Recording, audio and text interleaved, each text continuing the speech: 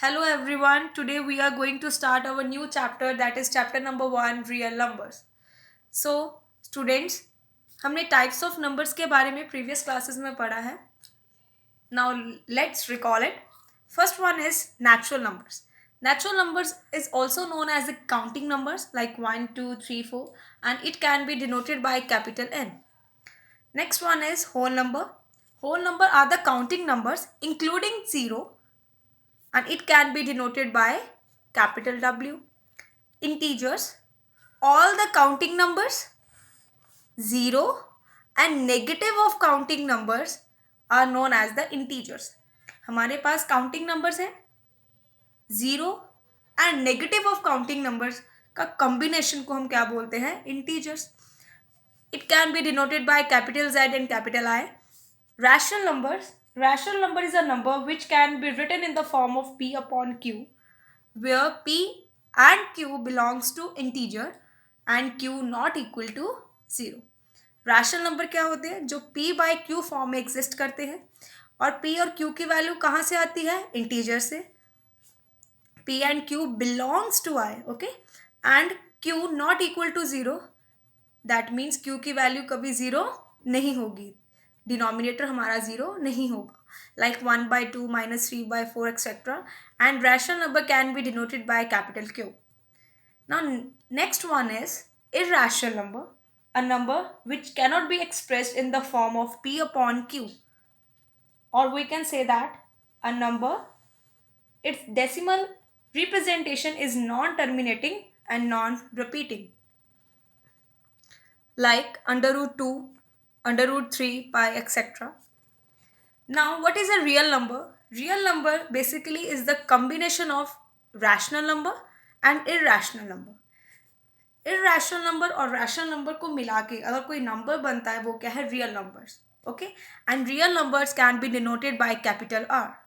अब देखिए, this is a flow chart. तो rational number क्या है? rational number किन दो नंबर से बना है? फ्रैक्शन पार्ट और इंटीजर्स. ठीक है, इंटीजर और फ्रैक्शन को मिला के क्या बनता है? Rational numbers. Now whole numbers और नेगेटिव इंटीजर्स को मिला के क्या बनता है? इंटीजर्स. क्योंकि देखिए होल नंबर में क्या आते हैं? 0, 1, 2, 3, okay, so on. And negative integers में -1, -2, -3, सो ऑन. और इन दोनों नंबर्स को मिला के क्या बनता है? इंटीजर. ओके, रैशनल नंबर को हम कैपिटल क्यू से रिप्रेजेंट करते हैं एंड इंटीजर को आई से डिनोट करते हैं. देन होल नंबर कैसे बना है? नेचुरल नंबर, और अगर हम उसमें इंक्लूड कर दें ज़ीरो तो क्या बन जाएगा हमारा? Whole number. Okay, this is all about the real numbers. और हम रियल नंबर्स क्या कह सकते हैं और क्या डेफिनेशन दे सकते हैं? वो नंबर्स जो नंबर लाइन पे प्लॉट किए जाते हैं हम उन्हें रियल नंबर्स बोलते हैं. देखिए, नेचुरल नंबर भी प्लॉट किए जाते हैं, लाइक आप यहाँ देखिए, ये देखिए, this is a number line 0, 1, 2, -1, -2. ये क्या है? हमारे नेचुरल नंबर्स. एंड ये क्या हो जाएंगे? Whole numbers. ये सारे क्या हो जाएंगे? इंटीजर्स. अगर मैं 0 और 1 के मिडल पॉइंट को प्लॉट करूँ, दिस इज 1/2, ये क्या हो जाएगा? Rational number. और irrational number under root 2, under root 3 हमने 9th क्लास में नंबर लाइन पे प्लॉट करना सीखा है. ठीक है, दैट मीन्स कि नंबर रियल नंबर्स क्या होते हैं? जो नंबर लाइन पर प्लॉट किए जाते हैं. Now the next topic is equal division lemma. बच्चों, ये इक्वल डिवीजन लेमा है क्या? Equal is a name of the scientist, division means divide, and lemma, lemma क्या होता है? It is a proven statement which is use for proving another statement. ये पहले से ही एक प्रूव्ड स्टेटमेंट होता है, ठीक है, जो प्रूव किया हुआ है और यूज किया जाता है दूसरी स्टेटमेंट को प्रूव करने के लिए. ठीक है, तो आप ये देखिए, इक्वल डिवीजन लेमा है क्या? गिवन टू पॉजिटिव इंटीजर्स, अगर हमारे पास टू पॉजिटिव इंटीजर्स हैं, positive integer means natural numbers. बच्चों, यहाँ पर होल नंबर्स नहीं होंगे, ज़ीरो इंक्लूड नहीं होगा. क्यों? क्योंकि ज़ीरो ना ही पॉजिटिव इंटीजर में इंक्लूड होता है ना ही नेगेटिव इंटीजर में इंक्लूड होता है. ओके, तो यहाँ पर देखिए, given two positive integers a and b, there exist unique integers q and r such that A equal to BQ plus R where R is greater than equal to 0 and less than B। इस theorem को समझने के लिए हम सबसे पहले एक example लेते हैं।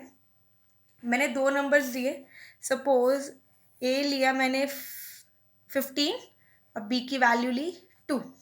ओके, मैं अब इन दोनों को डिवाइड करूँगी।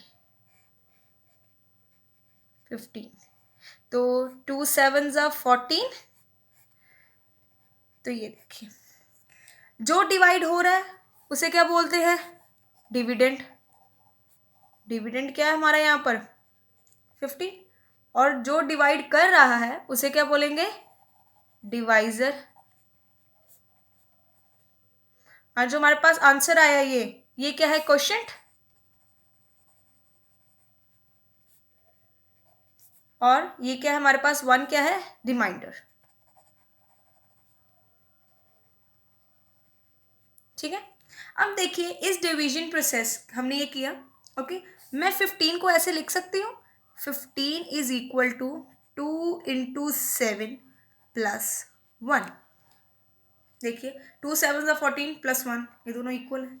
मैं 15 को ऐसे लिख सकती हूँ, या मैं एक और तरीके से लिख सकती हूँ। ये देखिए मैंने इसको मॉडिफाई किया। 15 क्या था हमारा? डिविडेंड। याद कीजिए ये हमारा डिवीजन एल्गोरिदम था। Division algorithm. Okay, dividend is equal to divisor into quotient plus remainder. कुछ याद आया आपको कि प्रीवियस क्लासेस में जब हम डिवीजन प्रोसेस को चेक करते थे, वेरीफाई करते थे, तो हम इसका यूज करते थे। Dividend is equal to divisor into quotient plus remainder. Then instead of using these numbers I can replace it by variables। अगर मैं डिविडेंड को लिखूं A, ओके, डिवाइजर को लिखूं B, क्वोशिएंट को लिखूं Q एंड रिमाइंडर को लिखूं R, तो ये क्या हो गया? A equal to B Q plus R. तो ये क्या बन गया हमारा? ये देखिए ये इक्वेशन सिमिलर है। तो बेसिकली यही हमारा क्या है? Euclid division lemma. ए क्या है हमारा? डिविडेंड, बी क्या है? डिवाइजर, क्यू क्या है? क्वोशिएंट, आर क्या है? रिमाइंडर। तो ये ही हमारा है यूक्लिड डिवीजन लेमा। अब हमारे पास नेक्स्ट कंडीशन है where R is greater than equal to 0 and less than B. B क्या है यहाँ पर? डिवाइजर। उसने बोला है कि आर की वैल्यू हमेशा 0 होगी या 0 से बड़ी होगी, पर डिवाइजर से हमेशा छोटी होगी। तो यहाँ पर एक एग्जाम्पल लेते हैं। सपोज मैं 2 को डिवाइड करूँगी, यहाँ देखिए 2 को डिवाइड करूँगी फर्स्टली 2 के साथ। तो मैंने 2 को डिवाइड किया 2 के साथ, तो ये देखिए ये तो पूरा पूरा डिवाइड हो गया, तो रिमाइंडर क्या आया? 0। अगर मैं 2 को डिवाइड करूँगी 3 के साथ, तो 2 1 ज़ा 2, रिमाइंडर क्या आ गया? 1। देन मैं अगेन 2 को डिवाइड करूँगी 4 के साथ, तो 2 2 ज़ा 4, तो रिमाइंडर क्या आ गया? 0। आप यहाँ देख रहे हैं कि रिमाइंडर की वैल्यू क्या है? 0 और 1, जो हमेशा क्या है? डिवाइजर से छोटी है। जब हमने नेक्स्ट नंबर लिया तो देन यहाँ पर रिमाइंडर 0 हो गया। तो इस डिवीजन से हमने ये देखा कि रिमाइंडर की वैल्यू हमेशा क्या होगी? 0 होगी, 0 से बड़ी होगी, पर डिवाइजर से हमेशा छोटी होगी। तो स्टूडेंट्स, इक्वल डिवीजन लेमा है क्या? Given two positive integers A and B, अगर हमारे पास कोई भी दो पॉजिटिव इंटीजर्स होंगे A and B, there exist unique integers Q and R, तो कोई भी दो इंटीजर्स होंगे यूनिक। आप यहाँ पर 2 मिनट छोड़िए, मैं यूनिक का मतलब आपको अभी समझाती हूँ क्या है यहाँ पर। देयर एग्जिस्ट इंटीजर्स, दो इंटीजर एग्जिस्ट करेंगे क्यू एंड आर। इसका मतलब ये है कि अगर हम दो नंबर्स को डिवाइड करते हैं तो कोई ना कोई क्वोशिएंट आएगा, तो कोई ना कोई रिमाइंडर आएगा, ठीक है, जो सेटिस्फाई करेगा इस कंडीशन को, that is A is equal to B Q plus R where R is greater than equal to 0 and less than B. अब देखिए यूनिक का मतलब क्या है? यूनिक का मतलब ये है कि अगर हम दो नंबर्स को डिवाइड करते हैं, सपोज ए एंड बी को डिवाइड करते हैं, तो हमारे पास एक पर्टिकुलर क्यू की वैल्यू आएगी, एक पर्टिकुलर रिमाइंडर की वैल्यू आएगी। तो इसका मतलब क्या है कि जैसे यहाँ पर देखिए मैंने 2 को 2 से डिवाइड किया, तो क्वोशिएंट की वैल्यू क्या आई 1, रिमाइंडर की वैल्यू क्या आई 0। आप चाहे किसी भी प्रोसीजर से या किसी भी मेथड से इसको डिवाइड करें तो हमेशा क्वोशिएंट की वैल्यू 1 ही आएगी और रिमाइंडर 0 ही आएगा। दैट मीन्स क्वोशिएंट और रिमाइंडर यहाँ पर क्या है, फिक्स्ड है। क्या है यहाँ पर, फिक्स्ड है। इसका मतलब यह क्या है कि ये दोनों क्या है, यूनिक इंटीजर्स हैं। ठीक है, तो यहाँ पर आपको इस थ्योरम के बारे में या इस लेमा के बारे में क्लियर हो गया कि given two positive integers a and b, there exist unique integers q and r such that a is equal to bq plus r, where r is greater than 0, greater than equal to 0 and less than b। देखिए ये lemma important है, हमने बाकी questions में आगे जो हमने further questions करने हैं उसमें ये यूज़ होगा। देन नेक्स्ट इज, यहाँ पर देखिए मैंने लास्ट में एक लाइन लिखी है, the above lemma is restatement of long division process. जो अबव लेमा है वो क्या है, रीस्टेटमेंट दिया गया है किसका, लॉन्ग डिवीजन प्रोसेस का। ठीक है, now next topic is equal division algorithm. Algorithm का मतलब क्या होता है, it is a series of step to solve a particular problem. एक पर्टिकुलर प्रॉब्लम को सॉल्व करने के लिए हम जब नंबर ऑफ स्टेप्स का यूज़ करते हैं या उसे फॉलो करते हैं उसे क्या बोलते हैं, एल्गोरिदम। ओके, तब ये इक्वल डिवीजन एल्गोरिदम है, ये किसके लिए यूज़ होगा, ये दो नंबर्स के HCF निकालने के लिए हम इसे, दो पॉजिटिव इंटीजर के HCF निकालने के लिए हम इसे यूज़ करेंगे। दो भी हो सकते हैं और हम 3 का भी कर सकते हैं। ठीक है, तो हम HCF निकालने के लिए ये 3 स्टेप्स को फॉलो करेंगे। फर्स्ट स्टेप क्या है, सबसे पहले हम क्या करेंगे, जो दो नंबर्स हमारे पास गिवन होंगे, दो नंबर्स का सबसे बड़ा नंबर होगा दोनों में से, जो लार्जेस्ट नंबर होगा हम उसे डिवाइड करेंगे। ठीक है, हम क्या करेंगे, फर्स्ट स्टेप क्या है, हम इक्वल डिवीजन लेमा अप्लाई करेंगे टू a एंड b। ठीक है, क्या है, a is equal to bq plus r, where r is greater than equal to 0 and less than b। Second step क्या है, if r is equal to 0, अगर r की value that is remainder की value 0 आ गई तो b क्या हो जाएगा हमारा, HCF। तो यहाँ b क्या है, डिवाइजर होता है, तो डिवाइजर क्या हो जाएगा हमारा, HCF ऑफ टू नंबर्स जो हमें गिवन होगा। ठीक है, इफ़ r की वैल्यू अगर 0 नहीं आती तो हम दोबारा इक्वल डिवीजन लेमा अप्लाई करेंगे। ठीक है, अब किसके ऊपर करेंगे, अब हम करेंगे डिवाइजर और रिमाइंडर के ऊपर। ठीक है, हम इक्वल डिवीजन लेमा अप्लाई करेंगे टू b एंड r। हम तब तक ये प्रोसेस कंटिन्यू करते रहेंगे जब तक हमारे r की वैल्यू 0 नहीं आती। ओके, जिस स्टेज पे r की वैल्यू 0 आ गई उस स्टेज का जो डिवाइजर होगा वो क्या हो जाएगा हमारा, HCF।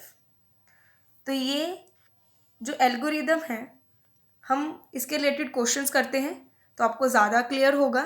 Now see the question. Question number 1 is, using equal division algorithm find the HCF of 75 and 15।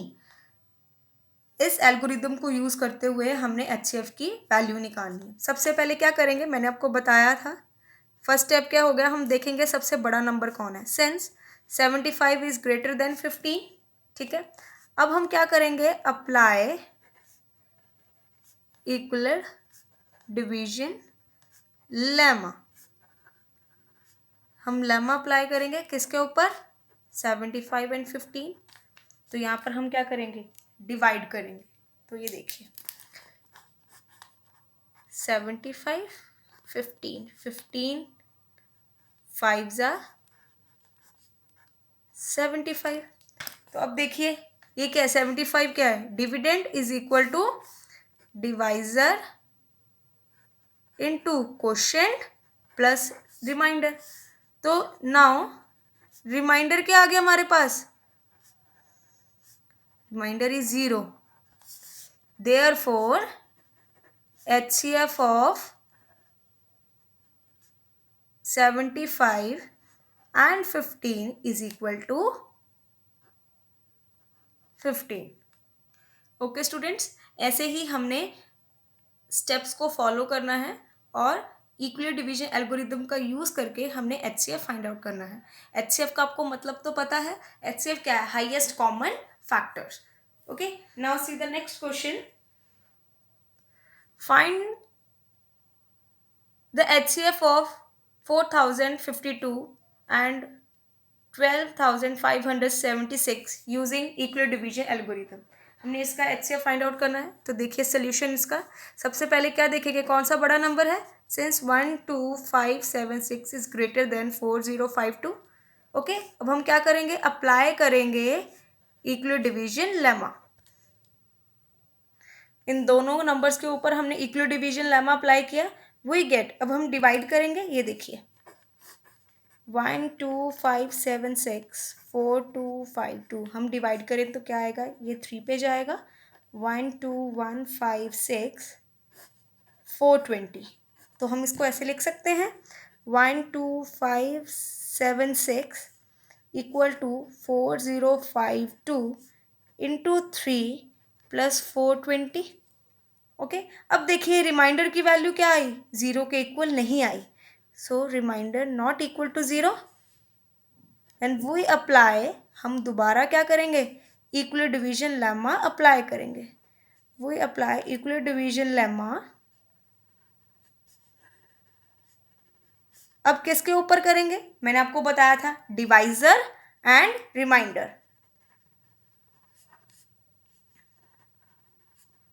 We get. अब हम दोबारा डिवाइड करेंगे, ये देखिए 4052 420, ये 9 पे जाएगा, 3780 272। ओके, तो हम इसको लिख सकते हैं 4052 equal to 420 into 9 plus 272। Okay, अब फिर दोबारा से क्या हुआ, रिमाइंडर की वैल्यू 0 नहीं आई। अब हम दोबारा क्या करेंगे, इक्वल डिवीजन लेमा अप्लाई करेंगे। ये देखिए, अब हम किसके ऊपर करेंगे अप्लाई, देन अगेन डिवाइजर और रिमाइंडर। तो ये देखिए हमने डिवाइड किया 420 272, ये 1 पे जाएगा, 272 क्या 148 रिमाइंडर। तो हम लिख सकते हैं 420 is equal to 272 into 1 plus 148।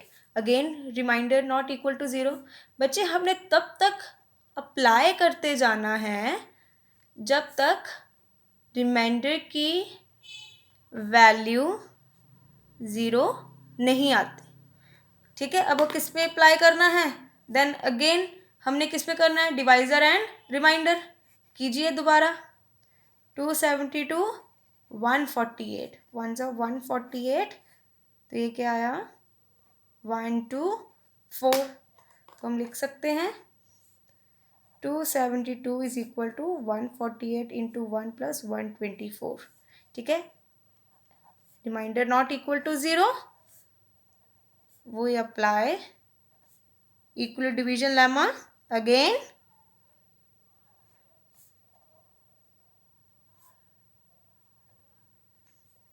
तो ये देखिए अब किस पे, फिर डिवाइजर एंड रिमाइंडर पे 148 जो बड़ा होता है हम उसको अंदर लिखेंगे, उसको ही डिवाइड करेंगे 124 अपॉन 24। तो ये क्या आ गया, माइनस करके रिमाइंडर की वैल्यू क्या आ गई 24। तो ये क्या हो गया 148 is equal to 124 into 1 plus 24। Okay, then again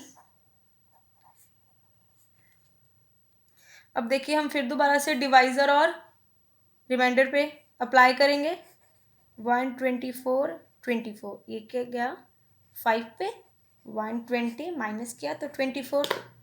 तो ये आया 124 is equal to 24 into 5 plus 24। Sorry, यहाँ पर अकेला क्या आएगा 4। ठीक है, 124 को अगर 20 से 124 और माइनस 120 तो क्या आएगा हमारे पास 4। Okay, then remainder not equal to 0, we apply again division lemma, then again किस पे, डिवाइजर एंड रिमाइंडर पे। तो कीजिए, तो आएगा 4 6 24। अब देखिए इस केस में क्या आ गई, रिमाइंडर की वैल्यू 0 आ गई। तो हम लिखेंगे 24 is equal to 4 into 6 plus 0। तो हमने क्या बोला था कि जिस केस में रिमाइंडर की वैल्यू 0 आएगी उस केस का जो भी डिवाइज़र होगा वो क्या हो जाएगा, HCF। नाउ रिमाइंडर बिकम 0,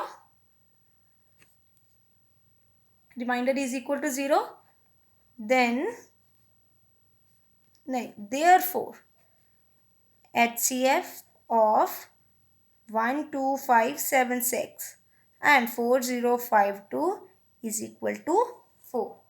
या हम इस तरह भी लिख सकते हैं HCF को, HCF bracket 12576 4052 is equal to 0। This is the symbol, okay, which denotes the HCF of these two numbers, okay। In procedure को बच्चे फॉलो करके, इन स्टेप्स को फॉलो करके हमने HCF की वैल्यू फाइंड आउट करनी है। ओके बच्चे, थैंक यू।